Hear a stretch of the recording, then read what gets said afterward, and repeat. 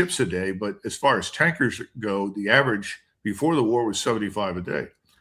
Now we're looking at all these critical shortages. If the fertilizer problem is not addressed pretty quickly, we're going to have famine in 6, 7, 8, 9, 10 months.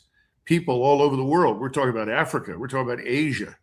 You're not going to be able to produce the microcircuitry that you're producing in Taiwan, Korea, or Japan because they're not getting the helium. I mean, this is a catastrophe of global proportions.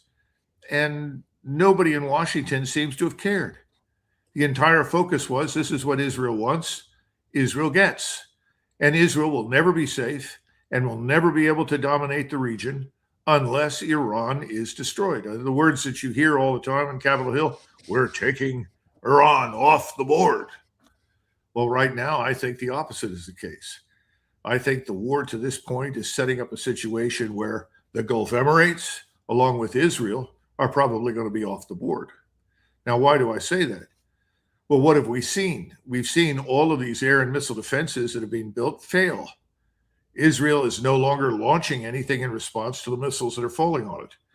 The missile defenses that are in the Gulf Emirates have not performed to expectation.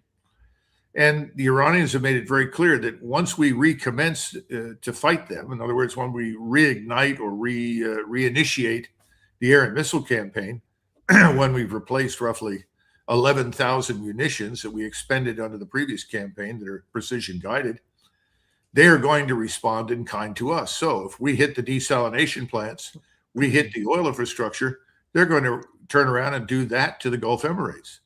And I would just point out to people there are over, I think, 50 desalination plants on the western side.